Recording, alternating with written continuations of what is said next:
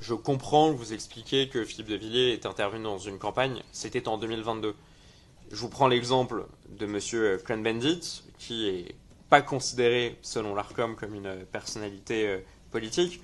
Il faisait pourtant l'objet d'un article un an après, décembre 2023, par Le Monde. L'article était intitulé « Daniel Cohn-Bendit rompt avec Emmanuel Macron et appelle la gauche à se réunir derrière Raphaël Glucksmann ». C'est une prise de position politique. On a Éric Dupond-Moretti, ancien ministre d'Emmanuel Macron, qui vient faire campagne ostensiblement pour des candidats macronistes lors des dernières élections législatives en 2024. Donc 2 ans après, vous voyez la prise de participation politique de M. Philippe de Villiers. Donc j'ai pu voir que l'ARCOM avait classé 236 personnalités qui ne sont pas élues comme membres de certains courants politiques. Ça peut s'apparenter à une catégorisation un peu discrétionnaire, d'où l'insistance et ma question. Comment vous catégorisez des personnes qui sont personnalités politiques, des personnes qui ne sont pas personnalités politiques? Je vous ai cité 2 ou 3 exemples qui sont un peu contradictoires. Est-ce que vous pourriez, s'il vous plaît, clarifier la méthode pour les classifier, s'il vous plaît? Tout d'abord, je tiens à préciser que la classification à laquelle nous procédons, elle se fait sous le contrôle du Conseil d'État qui peut évidemment invalider ou confirmer lorsqu'il est saisi les choix que nous avons faits, ceux qu'il a été amené à faire régulièrement au cours des dernières années. Donc il y a une jurisprudence assez fournie qui précise les critères, même si ces critères n'étant pas prévus par la loi, ils ne seront pas d'une application automatique.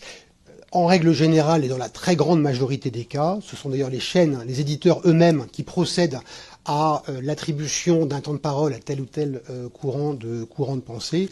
Les chaînes le font spontanément parce qu'elles savent qu'une personnalité revendique son appartenance active à un parti et membre du gouvernement est élu, ce qui suffit à lui conférer cette qualité. Pour d'autres qui ne sont pas forcément ou qui ne sont plus membres d'un parti de manière notoire membres du gouvernement élus, ce que nous prenons en compte, c'est la participation, ce sont différents critères, il y a un faisceau d'indices lorsque les chaînes nous le demandent, pour savoir si telle ou telle personnalité doit être décomptée, et à ce moment-là, nous prenons en compte toute une série d'indices qu'effectivement nous souhaitons pouvoir exposer dans une forme de guide méthodologique pour faire de la transparence sur ces règles, même si finalement la jurisprudence du Conseil d'État permet de les lire, qui tiennent compte de la participation plus ou moins active au débat public à travers, par exemple, des prises de parole récurrentes dans des émissions politiques, comme cela peut être le cas.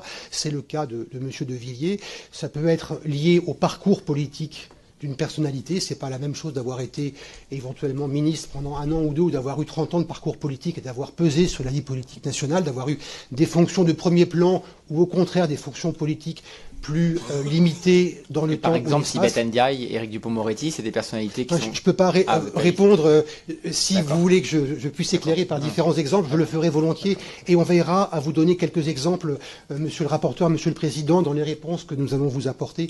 C'est d'autant plus important qu'avec la présidentielle qui arrive, c'est vrai qu'il y a C'est pour cela que j'ai souhaité, on n'a pas, je dirais, finalisé ce guide méthodologique dans le courant des municipales, mais on va le faire dans les toutes prochaines semaines. C'est pour que, même si ces règles ne sont pas mécaniques d'application, il n'y a pas des critères qui sont immédiats où on bascule de personnalité à on n'est plus personnalité, mais d'essayer de clarifier les choses pour qu'il y ait moins d'interrogations, même si dans la très grande majorité des cas, ça se passe très bien. Voilà. En tout cas, on vous répondra. Ce que je peux vous dire, c'est que les critères, ils sont assez simples. En fait, c'est la notoriété d'une personne politique, le fait que son parcours a été plus ou moins important, notoire, de premier plan, le fait que cette personne contribue régulièrement, activement au débat public ou ne le fait que de manière extrêmement ponctuelle, auquel cas on ne va pas forcément reconsidérer qu'une personne qui est intervenue une fois, peut-être en 2 ans, redevient décomptable en quelque sorte. En fait, on est malheureusement ou